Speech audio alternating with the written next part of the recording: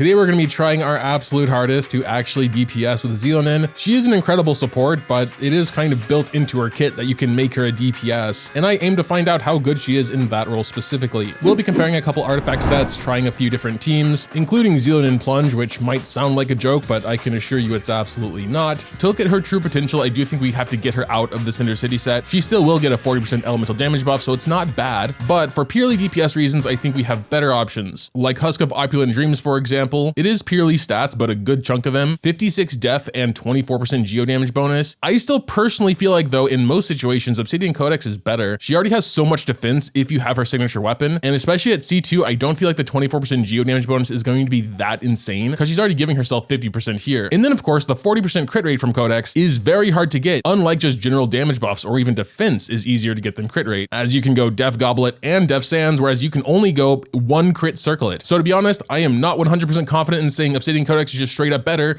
than Husk, because a couple of people told me that Husk is better, maybe depending on your team or in a lower constellation. So if you literally just A/B test them without changing anything else, like giving her more crit damage because of the fact we have 40 crit rate here, then yeah, Husk will seem better. I mean, sure, this is probably gonna be a long video anyway. Why don't we just try them? But let's start with Obsidian Codex. I think because we're at C2, and especially if we take Furina, it would be better to go Def Goblet. Sadly, I've raised very few Def Goblets, and most of them are pretty trash, but we're gonna look around. This one on our Navia isn't too bad. 10 crit rate, 7.8 crit damage. I'll see if there are any spectacular off pieces before we go with that one though. Double crit line with flat def actually could be solid. We'll check fourth stat, sure. Flat attack, which is unfortunate, and it did get buffed already. We'll try it if we find nothing better. Flat def ER crit damage. If we get crit rate on fourth, I will give it a try. EM, nope. Double crit, and I think those are max rolls to start, sure. HP percent, I mean, depending on how it rolls, it could be okay. We'll save it for later. Ooh, this locked one down here. 4 sub start, double crit lines. Once into crit damage. Okay, I'm gonna get it to 16, and if it doesn't roll at least once more into the crit stats, I give up. Yeah, once more. It's still not that great, but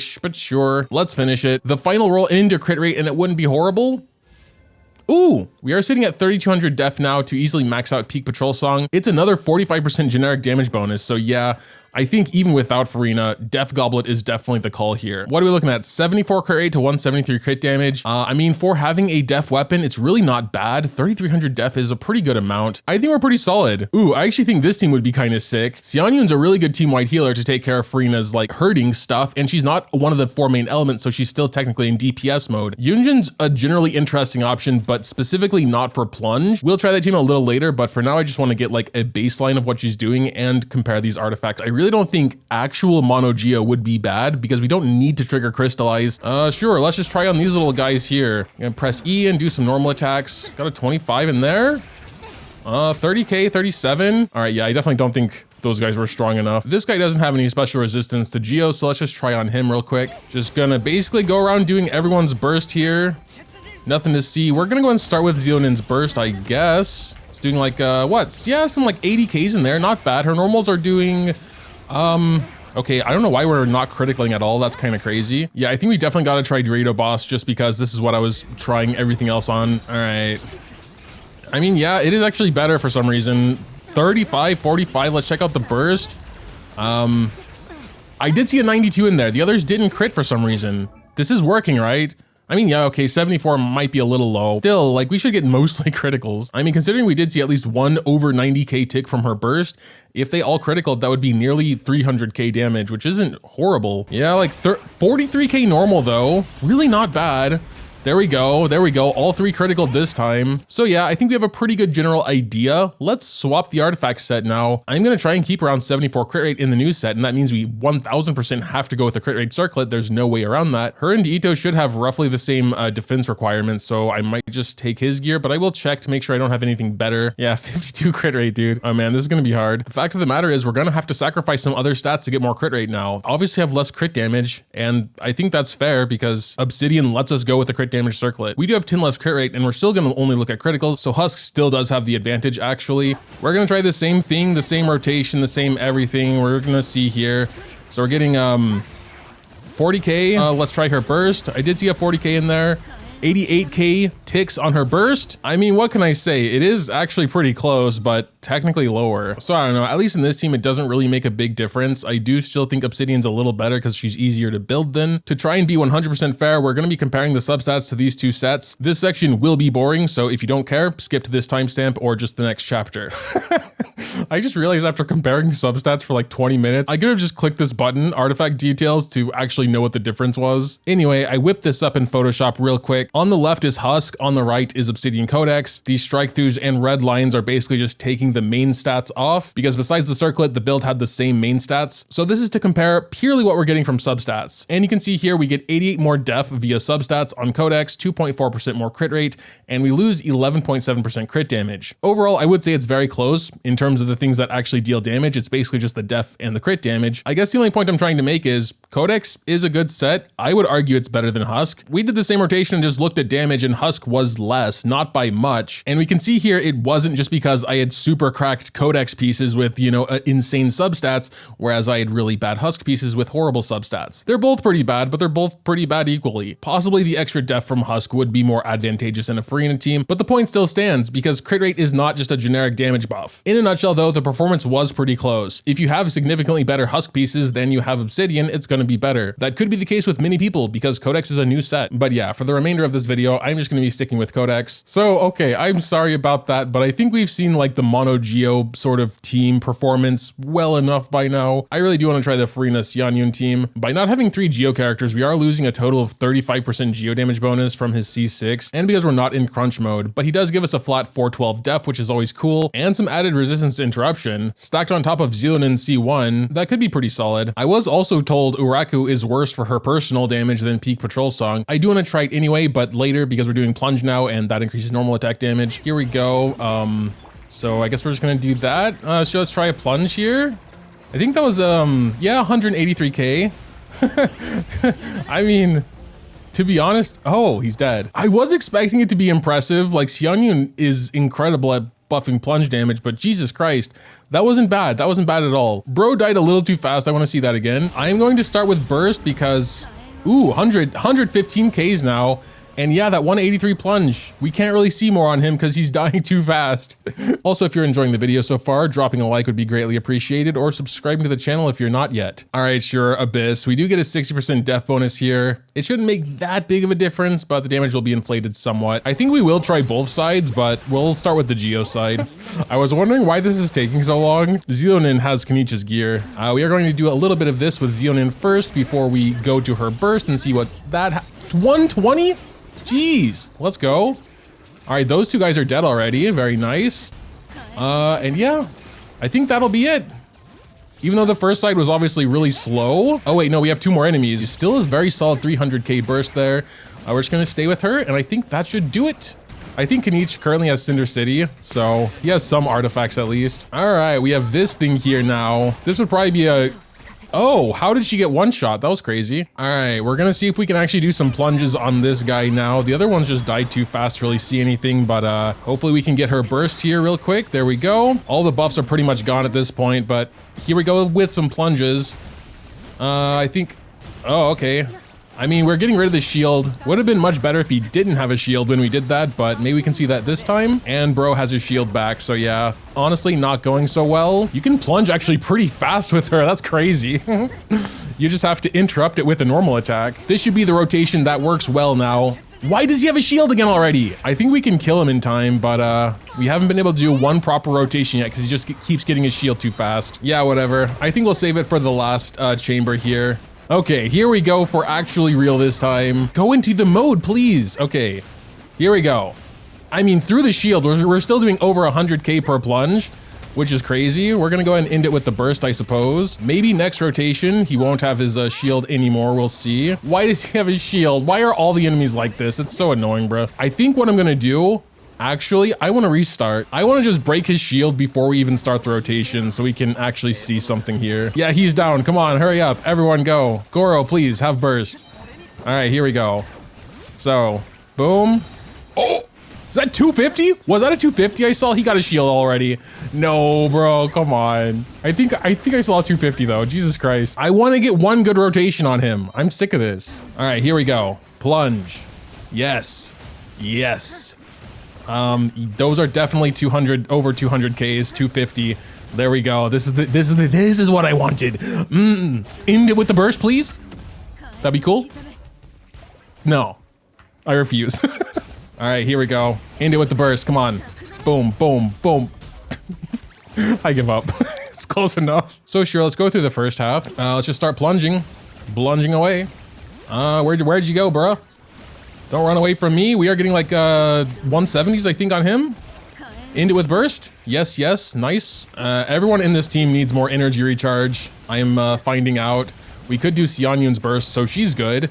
And we're still doing okay damage. Definitely not as much without, you know, Furina buff and everyone else, really. But yeah, Xianyun alone is buffing a lot, especially when it comes to single target, because like her buff only goes to one enemy anyway. Next chamber here, I think I'm just going to probably normal attack these guys to death because plunging would probably just take extra time, and then we can do literally 0 plunges on those guys. I sprinted accidentally and wasted the rest of our Night Soul points. We should have another good run here though. We can do some plunges, which plunges do have some AoE. And those are some 188s right there, already dead. And Xilonen, do some plunges, please. All right, she still can plunge really fast. One more plunge and then burst. I think that should kill him. Boom. Come on. Why is it always like, whatever, Furina's minion. I think that was a pretty fast run, definitely sub 30. So yeah, I would imagine this is one of Xilonen's better teams. It does require Xianyun, which I'm not sure how many people picked up, and does the team-wide heals for Furina, so it's honestly a very sustainable and safe team as well, unlike just chucking Furina in my Ito team like I was doing earlier. So to answer the question, yes, she actually can DPS quite well if you have the right units. I don't think her DPS capabilities are that insane outside of this team. Until you consider the fact that she's not actually a DPS, then yeah, they're actually pretty insane. Sure, we'll try this team, very similar to the Mono Geo, but we just have Furina instead. I guess it's fair since we tried it with Ito as well. Let's see, I mean, yeah, 55k, nice, definitely not bad at all. We're gonna do her burst before Furina buff ends. 100k, we broke 100k there. The first two didn't critical, which is dumb as always. So yeah, that was actually a 300k burst had they all criticaled. I guess on average, most of the time, one of them won't, so whatever. I still am curious though, so we're literally just going to swap Peak Patrol Song with Uraku and not change anything else. We get 32 normal attack bonus, 20% def, and 88 crit damage. How does that actually compare to 96% def and 45% element damage bonus? Let's find out here, I suppose. We are getting already more, yeah, 58. I saw that there. 58, I don't think we saw a 58. 112? She's actually doing more. Wait a minute. That's crazy. Her personal damage did go up, not like hugely, but everyone else in the team's damage went down due to not having the element bonus. So I was honestly just a bit curious. I guess ultimately, if you want to show off with her in particular, Uraku is the way to go. I do kind of wish I experimented before going into Abyss because we could have seen maybe some nearly 300k plunges. Now that I said that, I have to go and actually see if we can. Boom. Okay, that's nowhere near 300k. What's going on there? I'm pretty sure we actually saw the big numbers on the disabled horse at the end. So we got to go in second half. All right, we're back here again to the horsey. What you got? 277, okay, not quite. How about a larger plunge? No? Can we still end it with the burst? Can we actually do it this time? Yay! Went through the entire Abyss again just for 10 seconds of footage. Honestly, yeah, I don't think it's worth it. We're not doing that much more personal damage, so I'm just gonna stick with Peak Patrol. Regarding pure Xilonen DPS, I'm not really sure who else I could use. Ones who buff geo damage and or normal attacks are pretty rare. There might be teams for like overall team damage reasons, but I'm mostly just focused on Xilonen's personal damage, and I gotta give it to Xilonen Plunge. It's actually quite impressive. I personally would use her more as a support back in Cinder City set, but I think it would be interesting to build her like a DPS. It would mainly just be important that she still has 3200 def for the max Peak Patrol Song effects. Otherwise, yeah, I'm just gonna keep her in Cinder City forever, probably. I have farmed a bit more Cinder City, and we have a couple promising pieces here, like double crit line 4-start. It's not perfect, but not too far away either. Definitely something to try. Would say it's easily the best one I have. Let's just blast it to 20 and see what happens. Oh, dude, that's actually crazy. It didn't touch the attack percent. Even the one flat def roll isn't horrible, but damn, that's actually not bad. Let's go. Actually, I'm going to try and fix Kanich at the same time, so Now you can switch to that. The plume already isn't horrible. 30 crit value and 11 def. I remember we didn't have any good def sands. Did we pick up any by now? Nope, not really. That might have to remain our off piece. What the why did I even raise that? I guess fair enough. I literally don't have anything better. Man, it's so bad, but I don't really feel like it's worth raising any of the other ones. So we're just gonna stick with this. And again, because of C2, I think we're just gonna be sticking with def. It also increases her heals, which geo damage bonus obviously doesn't do. So I guess the main difference would be going for a crit rate circlet if we have it. We do have a couple, but they're both pretty bad. This one at least has double def, so sure. EM, come on, it had to be EM. Almost any stat would have been better, Christ. The def percent got boosted though. That's nice. And the flat def, I'll honestly take that. Flat def again, I mean, you could go to def percent, you know, if you're gonna be kind of nice anyway, just may as well be full nice. And more flat def, you know what, whatever, it's fine. So built like this, we're still nearly at 3,500 def, which is plenty, and that's before peak patrol songs buffs and her passive buff. I'm still curious about her damage potential as a support though, so we're gonna be trying that next. Stats are a little underwhelming, of course. It's not even that bad actually, a little bit more crit damage, and she'd be okay as a like sub DPS support unit, and that should come in time with a little bit more farming here. Like, a couple of the pieces are really bad. Now that I think about it though, she's gonna be completely unbuffed when she does those 2 normal attacks. I'm really questioning if that tiny bit of damage increase is worth the lower heals. It's probably not. I'll be trying my typical Nuvolette team just because I know how they work. Shouldn't be any surprises coming up. I mean, I guess if we manage it well enough, we could come back to Xilonen after Nuvolette to do her burst, which could do some damage, but it's only gonna hit once now. Oh my god. I think this was a complete waste of time. Let's see what damage she's doing though. Okay, that was, oh god.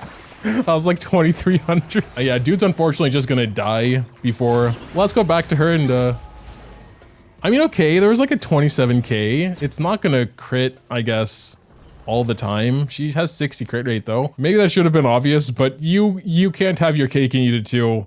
Either use Xilonen as a support or a DPS. There's very little sub DPS happening, so honestly may as well just go triple def. Even if her burst crit, it'd be like 50k, and I don't think that's worth the animation time, only if you need the healing, which she would do more of in triple def. So yeah, obviously in a support Xilonen comp with 2 main element units, you're not gonna get much damage out of her. More of the point would be that you don't have to swap her artifacts if you do want to DPS with her. I guess this is more for newer players that would need one character to perform well in multiple roles. Like, she can be a solid DPS still in Cinder City, and I still think she heals plenty in def crit. For me though, I think I'm gonna basically only be using her as a support, so I'm just gonna go back to triple def. In a support comp, I don't think the tiny damage bump is worth even losing 1 HP of healing. That being said, I'm probably gonna switch to healing bonus eventually just to maximize her healing, but I'm gonna wait for a better one because that one's pretty trash. She heals plenty without it, so I'm in no rush. But all right, I think that'll do it for the DPS Xilonen showcase. I did plan to show some more support Xilonen team comps, but since we've been here for over 4 hours already, I think I'm going to save that for a future video as well. I promise that'll probably be the last Xilonen video then.